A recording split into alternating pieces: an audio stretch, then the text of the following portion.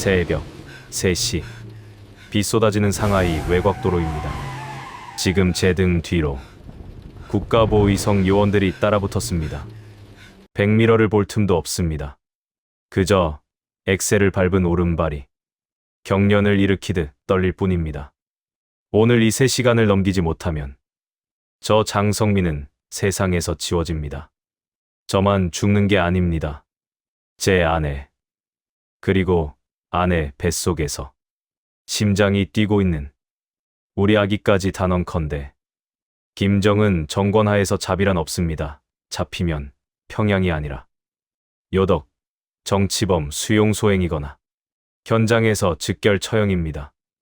도대체 공화국의 1등 시민이라던 외교관이 왜 야반도주를 하고 있는지 궁금하시죠? 지금부터 제 목숨을 건 3시간의 기록을 털어놓겠습니다. 여러분은 흔히 북한 외교관이라고 하면 최고급 양복의 달러를 펑펑 쓰는 귀족을 상상하실 겁니다. 솔직히 말씀드리죠. 그건 전부 쇼입니다. 우리는 넥타이를 맨 노예이자 평양의 자금줄을 채우는 기계일 뿐입니다. 화려한 파티장 뒤편에서 우리는 서로가 서로를 감시합니다. 화장실에 가서 누구와 통화했는지, 식당에서 팁은 얼마를 줬는지, 그 사소한 것들이 전부 평양 39호실과 보위부로 직보됩니다. 숨 막히는 감옥. 그게 바로 북한 재외공관의 실체입니다. 제 운명이 뒤집힌 건 아주 사소한 회식 자리였습니다. 평소 형님 아우하던 보위부 파견 지도원이 제게 술을 한 잔 따르더군요. 그런데 그 눈빛이 평소와 달랐습니다. 마치 먹잇감을 노려보는 맹수 같았죠. 그가 낮은 목소리로 제 귀에 대고 딱 한마디를 던졌습니다. 성민 동무. 요즘 평양으로 보내는 충성 자금이 좀 부족한 거 아니오? 충성이 가벼워지면 목숨도 가벼워지는 법이오. 순간 심장이 덜컥 내려앉았습니다. 대한민국 직장 상사의 잔소리 정도로 들리십니까? 아닙니다. 김정은 시대에. 이 말은 경고가 아닙니다. 너는 이제 숙청 리스트에 올라갔다는 사형 선고나 다름없습니다. 질적 압박이 아니라 절 제거하려는 명분을 만들기 시작했다는 뜻이니까요. 그날 밤 저는 뼈저리게 깨달았습니다. 이 악마 같은 체제에서 나는 이미 죽은 목숨이구나. 살기 위해서는 내 조국을 버려야만 한다. 그로부터 딱 3일 뒤였습니다. 출근해서 자리에 앉았는데 제 책상 위에 붉은 도장이 찍힌 전문 한 장이 놓여 있었습니다. 종이를 집어드는 손끝이 파르르 떨렸습니다. 장성민 동무 신속 귀국 요마. 대한민국 공무원이나 상사 주재원이라면 본사 호출이니 승진 기회라고 생각할지도 모릅니다. 하지만 김정은 체제의 외교관에게 이유 없는 긴급 소환은 딱 하나의 의미입니다. 와서 죽어라 조사하고 신문에서 죄를 밝히는 게 아닙니다. 이미 처형이나 수용소행을 결정해놓고 몸뚱이만 송환하라는 호출부호인 겁니다. 불길한 예감은 틀린 적이 없더군요. 제 옆자리에서 일하던 김 참사가 쥐도 새도 모르게 사라진 게 불과 일주일 전이었습니다. 아침까지만 해도 웃으며 인사하던 사람이 점심때부터 안 보였습니다. 공관 직원들이 화장실에서 수돗물을 크게 틀어놓고 파랗게 질린 얼굴로 속삭이더군요. 김 참사 공항 화물칸에 짐짝처럼 실려갔답니다. 가족들한테 작별 인사할 시간도 안 줬다는구만요. 그 소름 끼치는 기억이 제 목을 조여오는데 방문이 덜컥 열렸습니다. 보위부 지도원이었습니다. 그는 이미 제가 소환장을 받은 걸 알고 들어온 눈치였습니다. 저를 위로한답시고 어깨를 툭 치는데 그 손길이 마치 사형수의 어깨를 짚는 저승사자 같았습니다.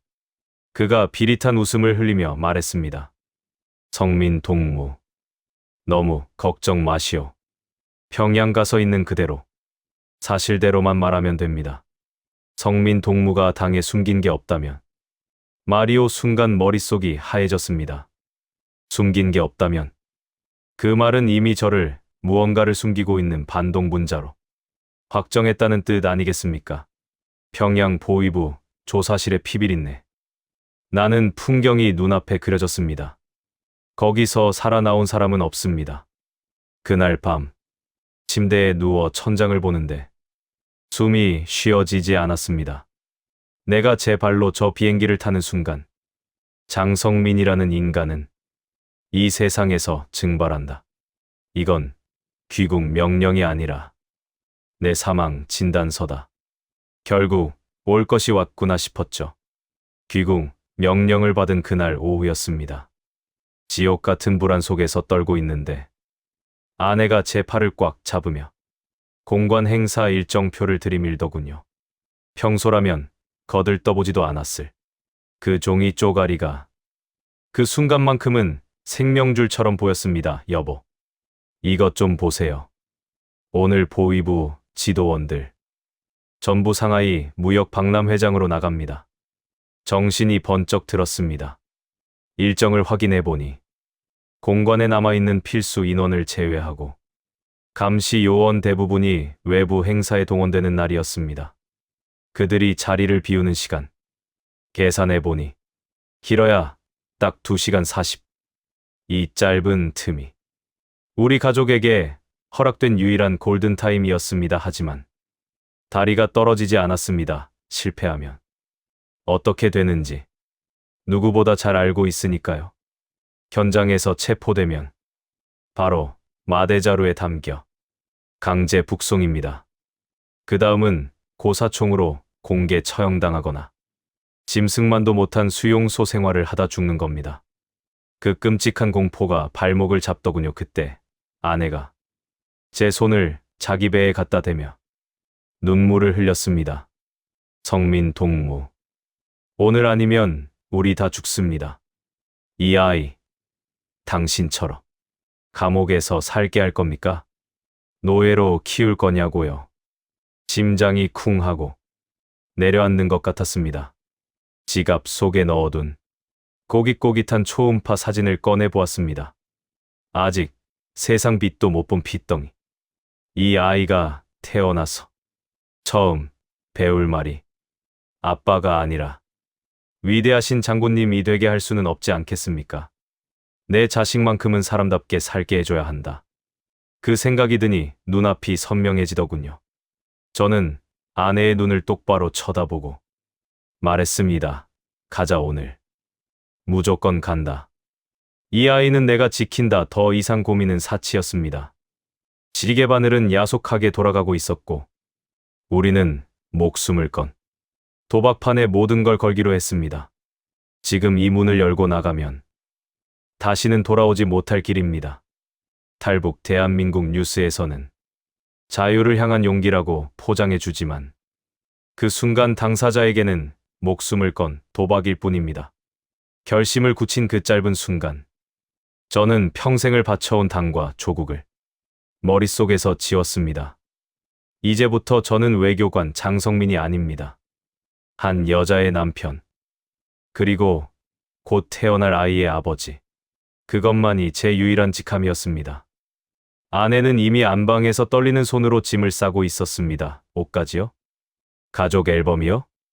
그런 건 챙길 수도, 가져갈 수도 없습니다. 그저 작은 핸드백 하나에 우리 세 식구의 운명을 구겨 넣었습니다. 붉은색 외교관 여권, 비상금으로 숨겨둔 달러 뭉치, 그리고 한국안전구역으로 가기 위한 브로커의 접선 주소가 적힌 쪽지 하나. 그게 전부였습니다. 제가 지갑을 열어 아까 보았던 초음파 사진을 다시 꺼냈습니다. 경채도 흐릿한 그 사진을 보는데 가슴 깊은 곳에서 뜨거운 것이 울컥 올라오더군요.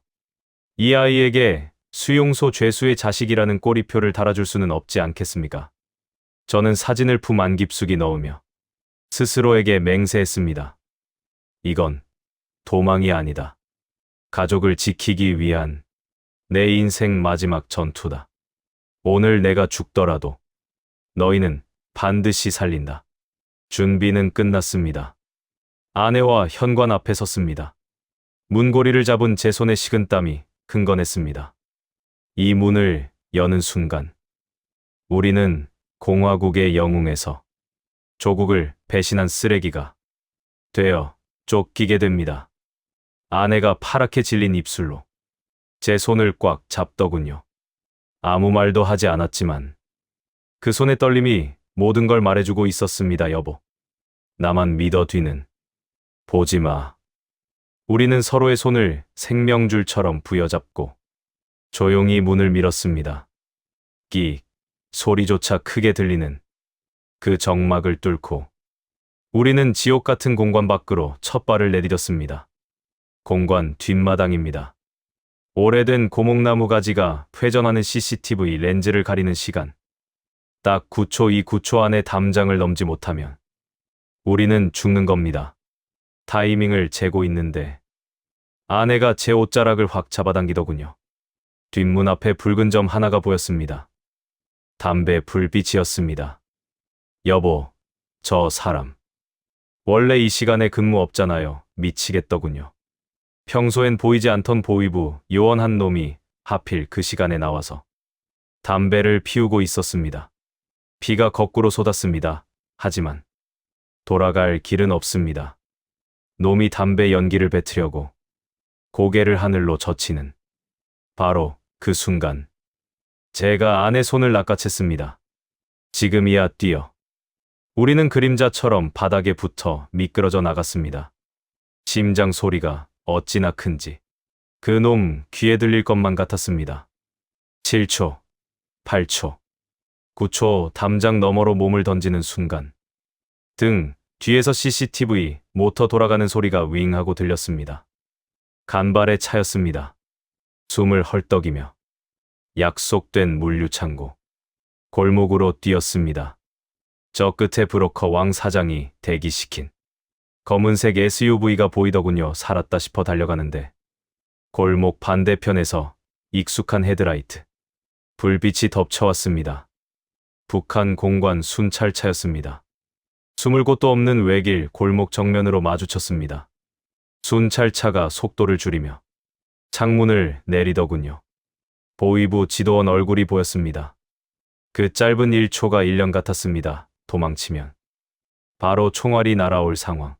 저는 반사적으로 아내를 벽 뒤로 밀치고 오히려 당당하게 그 차 앞으로 걸어 나갔습니다. 그리고 선수를 쳤습니다. 야, 성민 동무 숙소부터 확인하라우. 연락이 안 된다는 보고가 있어. 제가 너무 태연하게 소리치니 지도원이 멈칫하더군요. 어두워서 제 얼굴을 제대로 못 본 겁니다.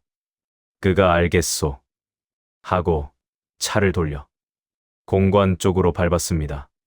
그 놈 차 꽁무니가 사라지자마자 우리는 미친 듯이 SUV 뒷좌석으로 몸을 날렸습니다. 차 문을 닫자마자 왕 사장이 욕을 뱉으며 엑셀을 밟았습니다. 미친 놈들. 벌써 냄새 맡았어. 잡히면 나도 죽소. 출발한 지 5분도 안 됐는데 백미러가 번쩍였습니다. 공관 차량 2대가 쌍라이트를 켜고 미친 듯이 따라붙고 있었습니다. 속도계는 이미 시속 140km를 넘나들었습니다. 아내는 손잡이를 부여잡고 눈을 질끈 감은 채 기도를 하더군요. 성민 씨, 우리 잡히면 뒤 보지 마. 앞만 봐. 앞만. 저들이 따라붙는 속도를 보니 살기가 느껴졌습니다. 차를 세워서 잡아가려는 게 아니라 들이받아서라도 멈추겠다는 기세였습니다. 고가도로 입구. 최악의 상황이 터졌습니다. 경찰차 경광등이 번쩍이고 있었습니다. 중국 공안의 검문이었습니다. 뒤에는 북한 추격조. 앞에는 공안독 안에 든 쥐꼬리였습니다. 왕 사장이 핸들을 꽝 치며 소리쳤습니다. 아이고. 음주 단속이요. 끝났소. 제가 소리 질렀습니다. 밀어붙여. 그냥 뚫어. 그때 왕 사장이 창문을 내리며 중국 경찰에게 고래고래 소리를 질렀습니다. 기지를 발휘한 거죠. 사람 죽어. 애 낳는단 말이오. 비켜. 아내가 뒷좌석에서 배를 감싸 쥐고 비명을 질렀습니다. 경찰이 놀라서 엉겁결에 바리케이드를 치워주더군요. 우리가 쏜살같이 통과하자마자 경찰들이 다시 바리케이드를 쳤습니다. 뒤따라오던 보위부 차량들은 급정거하며 단속에 걸려버렸습니다. 백미러로 경찰과 실랑이 하는 놈들을 보는데 온몸에 전율이 흐르더군요. 이제 다 왔다고 생각했습니다. 그런데 마지막 교차로 정면에 검은 세단 한 대가 길을 막고 서 있었습니다. 무전을 받고 미리 대기하던 또 다른 보위부 조장이었습니다. 왕 사장이 비명을 질렀습니다. 앞뒤로 막혔소. 이젠 진짜 죽었어. 놈들이 차에서 내리며 품 안에서 무언가를 꺼내려는 그 순간이었습니다. 오른쪽 도로에서 거대한 컨테이너 트럭이 신호를 무시하고 교차로로 밀고 들어왔습니다. 쾅 하는 굉음과 함께 트럭이 교차로를 완전히 가로막아 버렸습니다. 보위부 차와 우리 사이가 트럭으로 완벽하게 차단된 겁니다. 밟아 우측 갓길로 빠져. 왕 사장이 핸들을 꺾어 트럭 꼬리 뒤쪽 틈으로 차를 빼냈습니다. 뒤쪽에서는 보위부 놈들이 트럭 기사에게 소리치는 모습이 멀어져 갔습니다. 아내가 울먹이며 제 손을 잡았습니다. 여보, 하늘이 살려준 겁니다. 저는 그때 처음으로 뒤를 돌아보지 않았습니다. 고속도로로 진입하는 표지판을 보며 제가 나지막이 뱉었습니다. 살아갑니다. 이제 진짜 사람처럼 살아갑니다. 인천공항에 발을 디뎠지만 솔직히 실감이 안 났습니다. 비행기에서 내리자마자 검은 양복을 입은 건장한 남자들이 저와 아내를 에워쌌으니까요. 국정원 합동신문센터로 이동하는 차 안에서 저는 아내의 손을 꽉 쥐고 있었습니다. 머릿속엔 온통 공포뿐이었습니다. 남조선 안기부 국정원가 얼마나 무서운 곳이라던가 가면 뼈도 못 추린다던데 내가 간첩이 아니란 걸 증명 못하면 우린 여기서 죽는다. 북한에서 세뇌받은 공포는 그렇게 즐겼습니다. 도착한 곳은 창문 없는 하얀 조사실이었습니다. 차가운 책상 하나, 의자 2개 영락없는 취조실 풍경에 숨이 턱 막혔습니다. 아, 이제 시작이구나. 전기 고문을 할까? 잠을 안 재울까? 별의별 생각이 다 들더군요. 그때 문이 열리고 한 남자가 들어왔습니다. 그런데 그의 손에 들린 건 몽둥이나 수갑이 아니었습니다. 김이 모락모락 나는 종이컵 2개였습니다. 장성민 씨 되십니까? 오시느라 고생 참 많으셨습니다. 믹스커피 타왔는데 입에 맞으실지 모르겠네요. 저는 엉겁결에 커피를 받아들었지만 손이 덜덜 떨려 국물이 튀었습니다. 잔뜩 웅크린 채 제가 물었습니다. 저 이제 신문 시작하는 겁니까? 시키는 대로 다 하겠습니다. 제발 안에만은 제 목소리가 기어들어갔습니다. 그러자 그 조사관이 의자를 끌어다 앉더니 제 눈높이를 맞추며 정색하고 말하더군요. 장성민 선생님 순간 귀를 의심했습니다. 선생님, 북한에서 동무 아니면 새끼 소리만 듣던 제게 이 남조선 조사관은 선생님이라고 불렀습니다. 긴장 푸십시오. 여긴 북한 보위부가 아닙니다. 우리는 당신을 신문하러 온 게 아니라 당신이 대한민국 국민이 될 수 있는지 확인하고 보호하기 위해 온 겁니다. 머리를 망치로 맞은 것 같았습니다. 태어나서 처음 들어보는 단어였습니다. 내가 평생 충성했던 조국은 나를 감시하고 죽이려 혈안이 되어 쫓아왔는데 적국이라 교육받았던 대한민국은 나를 선생님이라 부르며 보호하겠답니다. 불편한 거 있으시면 언제든 말씀하십시오. 식사는 입에 맞으십니까? 그 따뜻한 말 한마디에 긴장이 탁 풀리면서 참고 참았던 눈물이 터져 나왔습니다. 아내도 옆에서 소리 없이 흐느끼고 있었습니다. 그제야 알겠더군요. 내가 지옥을 탈출해 진짜 사람 사는 세상으로 왔구나. 국가의 존재 이유가 국민의 감시가 아니라 국민의 보호라는 사실, 그 당연한 진리를 저는 머리가 희끗해져서야 대한민국 조사실에서 처음 깨달았습니다. 조사를 마치고 하나원에 들어갔을 때 솔직히 저는 또 다른 수용소를 상상했습니다. 자유를 준다더니 가둬놓고 사상 교육이나 시키겠지 하고 의심부터 했죠. 그런데 제 생각이 완전히 틀렸습니다. 그곳은 감옥이 아니라 30 넘은 제가 다시 태어나는 인생 학교였습니다. 가장 먼저 은행에 가서 제 명의로 된 통장을 만들었습니다. 은행 직원이 제 이름을 부르며 신용카드를 건네주는데 손이 떨리더군요. 북한에서는 달러를 장판 밑에 숨기거나 땅에 묻어야 했습니다. 내 돈을 내가 지켜야 했으니까요. 그런데 여기선 국가가 제 재산을 지켜주고 숫자 하나로 모든 게 증명된다니 믿기지가 않았습니다. 장성민이라는 이름, 석자가 박힌 카드를 보는데 비로소 내가 투명 인간이 아니라 사회의 일원이 되었다는 실감이 났습니다. 휴대폰을 개통하던 날은 더 기가 막혔습니다. 스마트폰이라는 걸 처음 쥐어봤는데 직원이 그러더군요. 이제 하고 싶은 말씀, 보고 싶은 거 마음대로 다 하셔도 됩니다. 북한에서는 전화기 너머에 늘 보위부의 도청 장치가 있다고 생각해야 했습니다. 말 한마디 잘못하면 쥐도 새도 모르게 잡혀가니까요. 그런데 여기선 대통령을 욕해도 안 잡혀간답니다. 밤새 인터넷을 뒤져보며 김정은 욕을 하는 댓글들을 보는데 무서운 게 아니라 속이 뻥 뚫리는 쾌감을 느꼈습니다. 이게 자유구나. 내 입을 내 마음대로 놀려도 되는 세상이구나.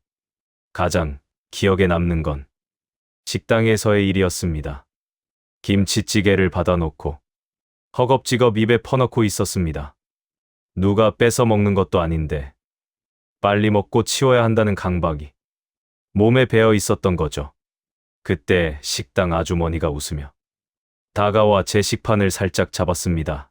아이고, 선생님, 채예요. 누가 안 쫓아옵니다.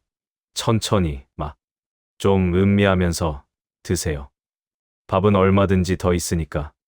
그 말에 숟가락을 든 손이 멈췄습니다.